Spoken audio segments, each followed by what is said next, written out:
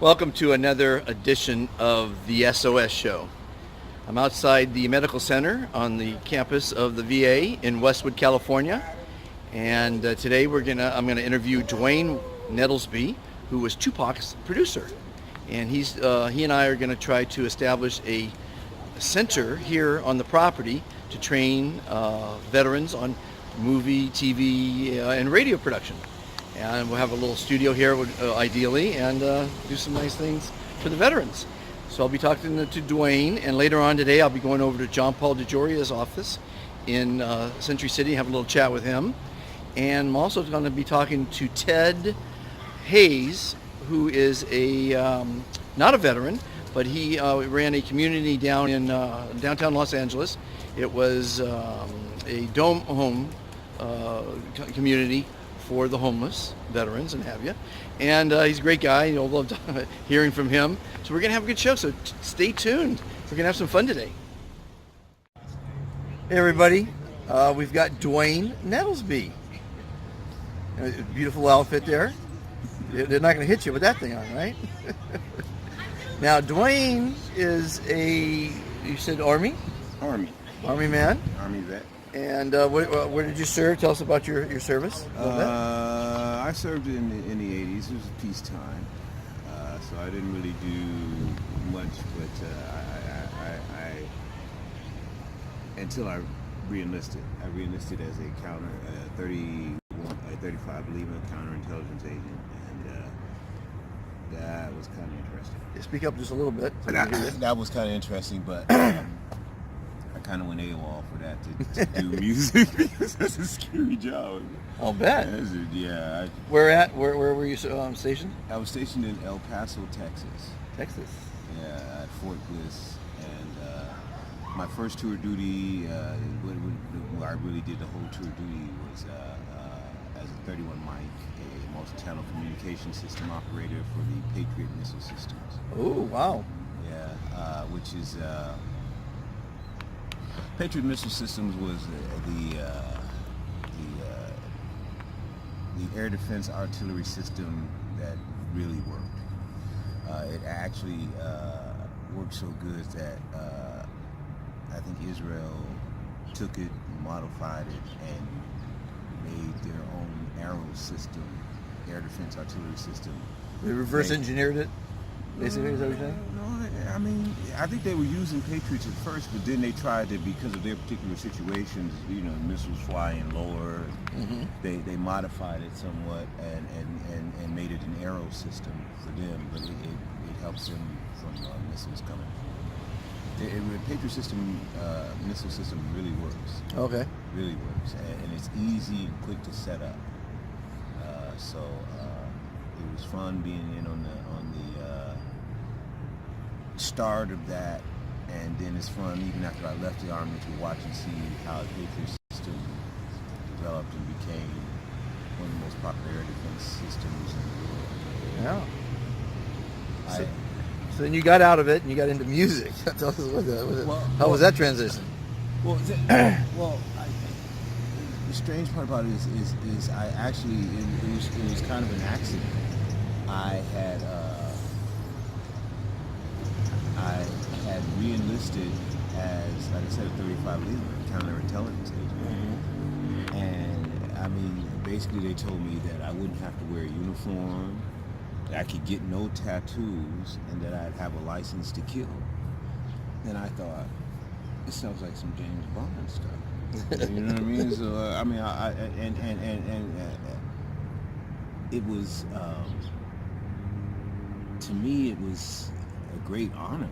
Because I was like, y'all really think I have what it takes to do that kind of job? Right. And so they did. So but it scared me. Just talking to some of the people who actually did that job, and they kind of like said, well, we'll give you some OJT, some on-the-job training, while you're still in your first tour duty to prepare you for this. Right. And it's a scary job. My hats off to the counterintelligence agents out there in the field with no uniforms, protecting the protectors. Force protection. I came here to say goodbye to my brother because I thought that job would kill me. Mm-hmm. I didn't care. I got divorced. I didn't want to live anywhere. That's not what. And the Army just kind of said, "Well, if you're really feeling suicidal, we got a job for you." Well, you know, and really, they literally kind of. I don't know if it's true or not, but they basically told me that most special forces or special operations people have received Dear John letters, and their hearts broken, and they're suicidal. So sure, giving the suicidal missions, but it's not really that. It's exactly what the effect it still has on me today. It's that reason for somebody who's feeling suicidal to live, something to live for. You'll be an elite soldier. You'll be an agent. You'll be, you know. Right. I'm still proud of it to this day. Even though I went AWOL. I came here to visit my brother, but it was really just to say, bruh, I don't know what I volunteered for, but it sounded like some James Bond stuff, and I'm like, I'm with it, you know, I don't care, but this is no uniform. Okay, so tell us about the music now. So my brother was out here doing music when I came here. And he basically said, you know, dude, you're good at music, man. Don't go get yourself killed doing this, that, and the other. But I don't know. I really enjoyed being a soldier. I enjoyed being in the Army. Okay. But so you got into music, but I got in an automobile accident and couldn't go back because I was injured and this, that, and the other. And so I just started doing music with my brother. Right. And it basically, I really didn't start doing the music. I really started just being his personal assistant. You're not talking about Tupac, was your brother, was he? No. Okay. My brother's... Because you were a producer for Tupac, I was told. Yeah. But see, the way it happened was my brother was working with an A&R person at A&M Records. Okay. And that A&R person... John McClain and another A&R person at A&M Records, Jimmy Iovine, kind of went to Interscope Pictures, which is an independent film company, had one movie out called Henry Rocks the Cradle, and asked them could they run the record division of their movie company. Right. And that's where Interscope Records started. And my brother was the first act. His group, Truth Incorporated, was the first act signed there. Okay. So I went over to Interscope kind of like knowing the head A&R, all the head people and everything, and the first act and everything. But what happened is, and you kind of, if you look at Jimmy Iovine, my brother, John McClain, these are all music, R&B, rock legends, people like that. The taste for hip hop wasn't necessarily there with them. Okay. So I like hip hop, even though I could play piano and I mostly started out doing R&B. I like hip hop. So the first act that really hit for Interscope Records was called Gerardo.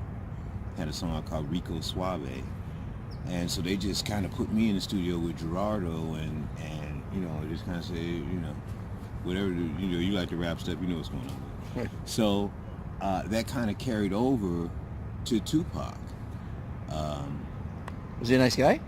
Tupac was a real nice guy, which is sad because the image of him and the actual person are almost complete opposites, Mm-hmm. And he, in my opinion, lost his life trying to live up to the image instead of just being himself. Okay. I used to tell him we're Hootie and the Blowfish, man. We live in Hollywood. So he was right on top there for a long time. Huh? He was making a lot of money and doing well. And what? Did he ever do well? He signed a really bad contract. Pretty famous. That's what his problem was. Just like NWA, he kind of took what the record company gave him and just signed it without really getting it negotiated, it seemed. And so it was a really bad contract. So you still love music, though? Who, me? Yeah. Oh, of course. So now we should get some music going here. You said you talked to Guitar Center. They're willing to put up some instruments. Oh yeah. Yeah. If we can get some property here, we maybe do a little studio, a little talk show, a little radio show, train some veterans. What do you think about that? Is that the way to go? Think that might work here? Oh yeah, it's already been in the works. There's a building, building 208. Mm-hmm. I live in building 209, so it's right next door. Oh, that works. There's a lady who's in charge of arts and crafts here at the Veterans Administration, who I've talked to about cutting an album of veterans like once a year. Oh, okay. Where there are a lot of veterans who are musicians. Sure. And well, I want to train them. I want to teach them how to run a camera, lighting, all that good stuff, And we can get, SIR through our buddy Bruce. We got Guitar Center. We get a couple corporate sponsors. Put some veterans work. Get you working back in the music. What do you think? Oh yeah, that's what it was all about for me. Just to. I kind of figured that getting distribution would be no problem, because any major record label would love to distribute an album by veterans. Yeah. Getting a lot of people to people like Gary Sinise did that thing here today. People like Jim Belushi do stuff. A lot of people in the entertainment industry do stuff for veterans anyway. Right. You know what I mean? Just as like providing food or providing concerts and stuff. This is just taking that to another level. Okay. Well, Duane and I, that's our goal. This is our first meeting on the VA. We're going to look at some properties. We're going to talk to some people. We're going to, and if you are interested in helping vets by donating some money or some instruments or some advice or getting involved, reach out to us, Monty at ilovesos.org, and let's see how it goes. Thank you, Duane, for your time and stories. Avid, editing with Final Cut Pro, editing with Sony Vegas, editing with Adobe Premiere, editing Slash, Guns N' Roses, electronic press kit, offers to edit movies, offers to work with Disney, because I didn't know Avid is what Disney should cut in. Connections with advertisers like Guitar Center and just because it was a community-based thing, you know what I mean? So as far as what you're doing, I have some experience in that, as far as putting together shows, putting together videos, editing, shooting, you know what I mean?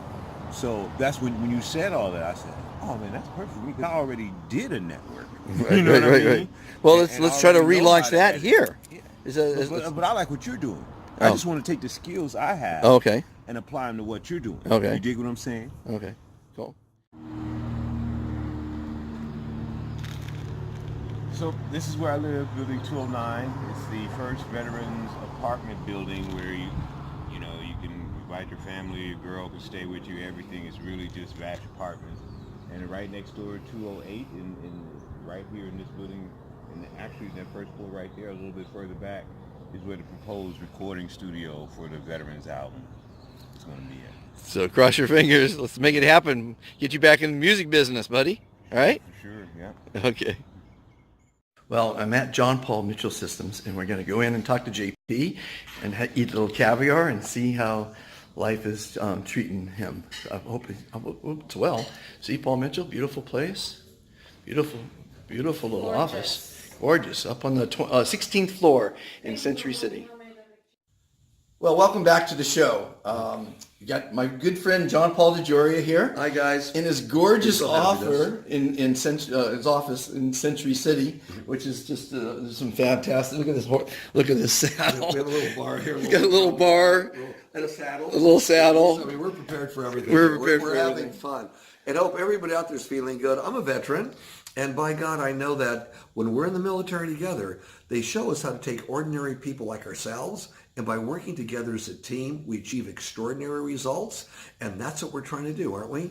Peace, love, and happiness to you. And this is a real fun thing to do, these little movies. Take this advice. What advice do you have for someone coming out? Obviously, I know you like to share things and you like to work hard and all the work ethics, but someone just coming out, maybe they're a little down. What do you suggest that they do? Well, it's very simple. When you're totally down, the only way you can look up is up. When you get really down, I've been down sometimes. It's like an ant's walking over me. That's how down I feel. But when you're that low, all you can do is look up. Now, when you're that low, you look at, well, why did I get this way? All the reasons.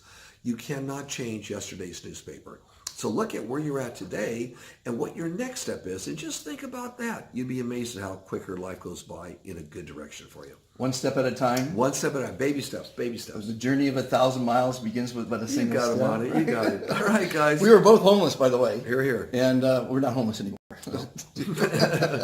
America still works. Everybody, Right, take that guys. advice. He's the man. God bless America.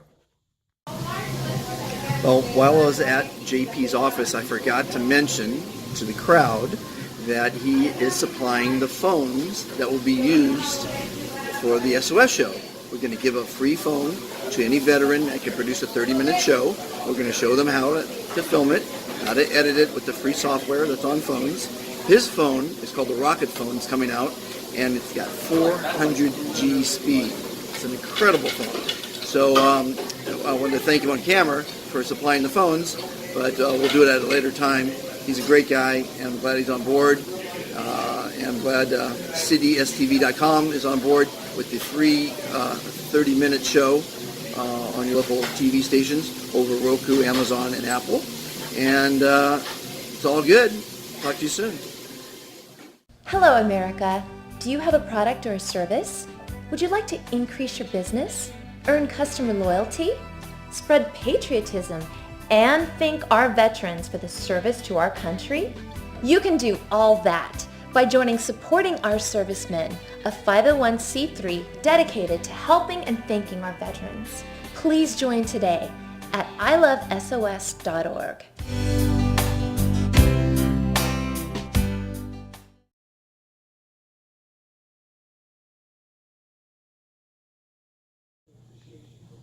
Hi, welcome back to the SOS Show. I'm sitting with Mr. Ted Hayes.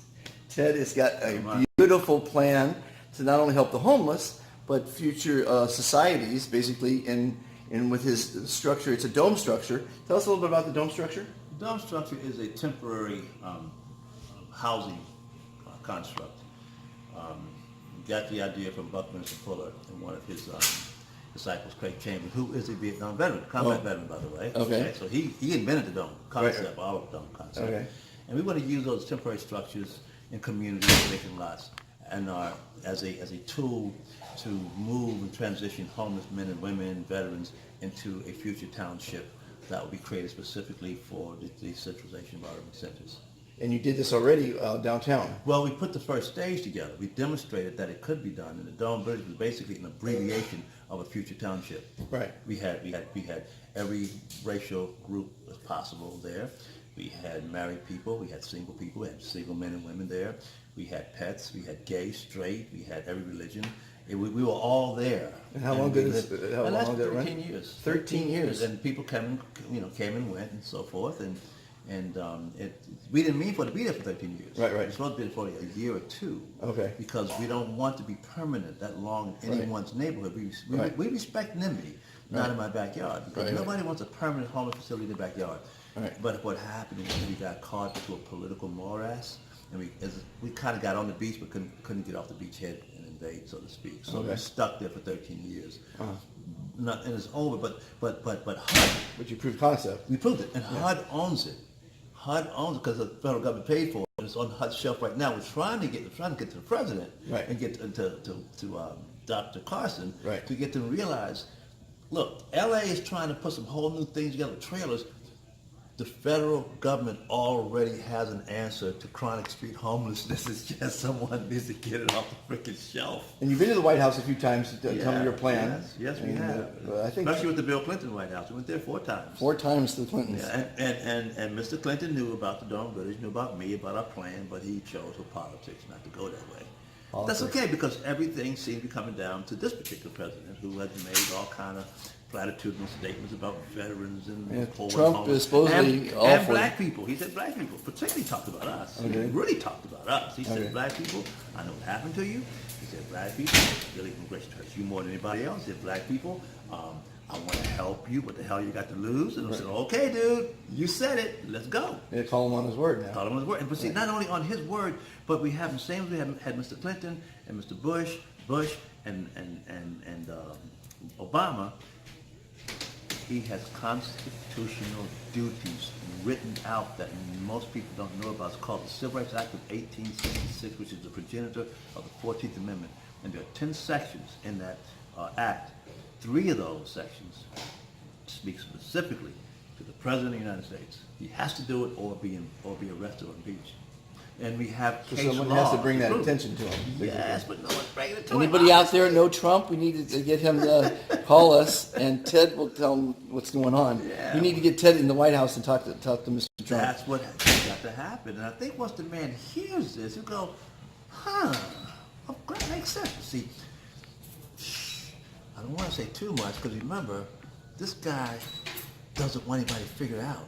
He wants to be the guy that figures it out. Right. He's a building contractor. Right. We're talking about building cities globally, Right. to decentralize the human race. We've got too many people piled on top of each other. Well, we're insane. Right. Because we're piled on top of each other. It's crowded. And then the homeless are pushed out. That's the reason why the homeless don't want to go back in. Because they're like slaves that wandered off the plantation, tasted freedom. They're not going to go back to that. Right. That's why you can't get them off the streets. They're spoiled forever. Yeah. And the only way to get them off, which I fear, is there's going to come one day, people are going to get really sick and tired of it. There's a threat of contagion breakout, and they're going to say, we're going to put together some draconian measures, round them up, put them on military bases, and make them work. And that'll be the end of our country. I fear that. Right. I'm concerned. That's why we need to get to the president to cut this off. We need before to it get to happens. Trump. Who out there knows Trump? We need to get to him. Right? That's right. You're ready to fly there tomorrow. You can talk to him. Well, I'm gonna go tomorrow. No, I'm no, gonna go tomorrow. tomorrow. Okay. I will go. Next week. I wouldn't go next week. But what I would do is we would talk to his staff on the phone first. Sure. We'll set a time, and then you, Wayne, everybody that I know that we've been talking to about this will come together and form a delegation. That group will go there with a basic blueprint for him to work with. Say, Mr. President, you're going to be greater than the pharaohs because you're going to build cities for humanity. Humanity is your treasure. New Frontier 2, Operation Humanity, the new frontier is us. In these new cities, they're going to be recyclable, All kinds of stuff. green, All kinds of off-grid. Yeah, we went by Google and all the techies and corporations. We're talking about new 21st century technologies. This is our opportunity.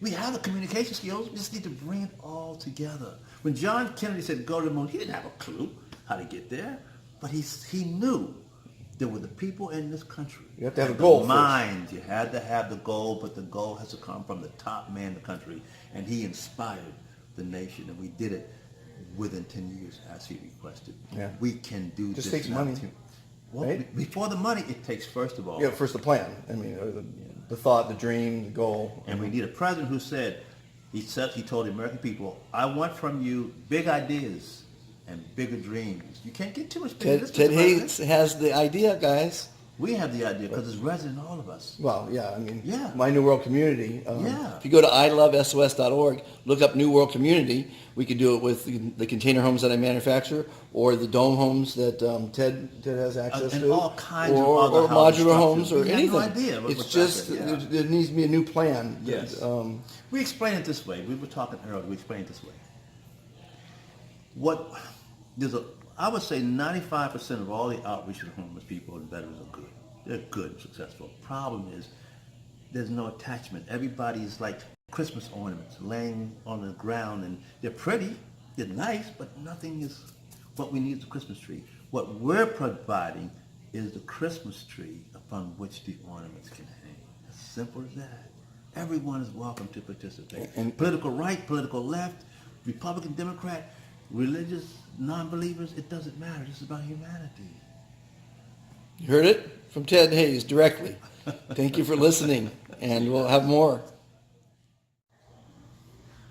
I am an inspiring patriot. I love my country. My father fought in World War II in Korea and got wounded, killed a lot of people, suffered for it. I understand. I support my troops. I support veterans. However, I'm concerned about our future. I'm concerned that we're doing what's happening 100 years ago prior to World War I, when nations were saber rattling and threatening, and manufacturers was making military equipment, and we were marching and having parades.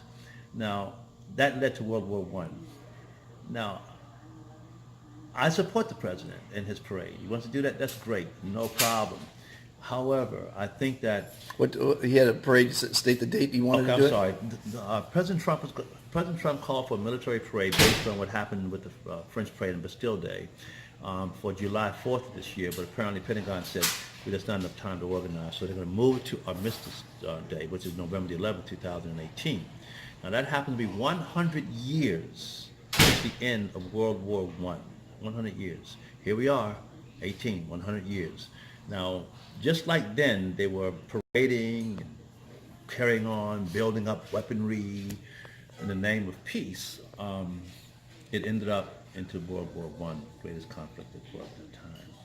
And I'm sensing that we need to not protest the military of any military, Russian, North Korean, American, Chinese. We're not protesting militaries. We're not protesting leaders, political right, left, Trump, Putin, the little rocky guy. What's his name? President of Kim Jong-un. We're not protesting. But what we are saying is 1 week later, on November the 18th, we don't want to compete with the President's March. 1 week later, we want to have a walk for peace.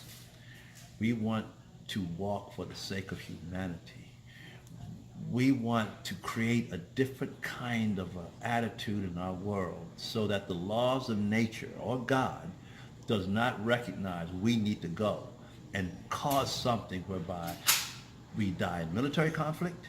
And during World War I, a disease broke out during that on the battlefields. They called it Spanish flu, and that killed 50 to 100 million of us. Okay, now since Mr. Trump, the Pentagon has moved the military parade from July 4th, 2018 to November the 11th, 2018, which is Armistice Day, which is the end of World War I, we have at least 10 good months to organize this in such a way that we have this thing. We can communicate with the whole world, but beginning with Los Angeles, America, around the world, every city around the world, political right, political left, Democrat, Republican, whatever the issue is, we're going to put that aside and hold the truce like those young men did. That's what I'm going to tell you. During World War I, in the very beginning, we were given a gift. In the trenches, German troops, French and English troops came out of the trenches and they made peace with each other. They called it the Christmas truce. Look it up. It's online. And they shared food and drinks and pictures of their families, and they even played competitive soccer with each other. And it went on for days until the generals realized, hey, we're not having a war anymore. So they rounded up these guys and shot and killed the leaders, the most outspoken ones. We owe it to those young men who put their life on the line for peace. It's time we do that. We have 10 months to organize. So that's what I'm looking at. And I can't speak for anybody else, but for me, my face is in that direction. And whether on that day, November the 11th, 1 week after the military parade, I'm going to do something in downtown LA. There's no more than 10, 15, 20 of us.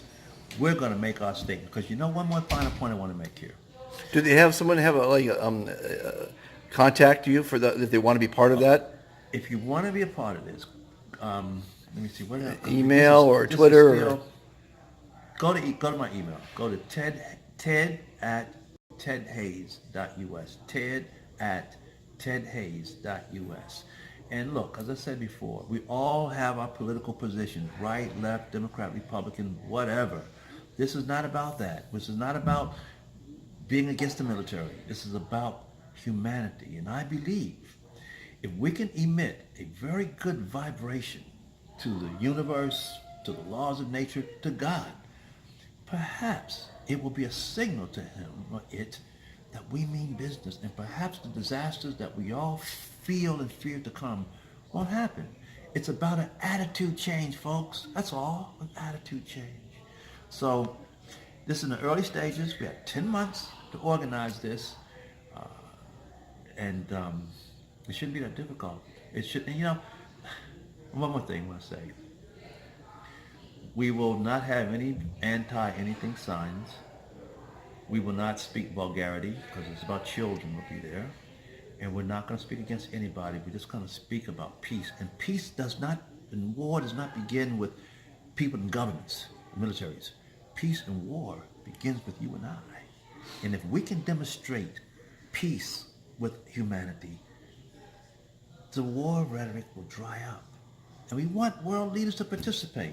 Only one stipulation, we want veterans too, and we want them to wear their veterans hats, but no military uniforms.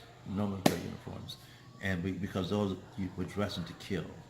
And so, but we want presidents, world leaders, generals, anybody, humanity. That's what this is about. Can we do that? And look at you in the camera. Yeah, look in the camera. Last night I had the strangest dream I ever dreamed before. I dreamed the world had all agreed to put an end to war. I dreamed I saw a mighty room, a room filled with men and women, and the paper that they all had signed said they'd never fight again. And the people in the streets below were dancing round and round, and guns and swords and uniforms were scattered on the ground. Last night I had the strangest dream I ever dreamed before. I dreamed the world had all agreed to put an end to war. That begins with you and me.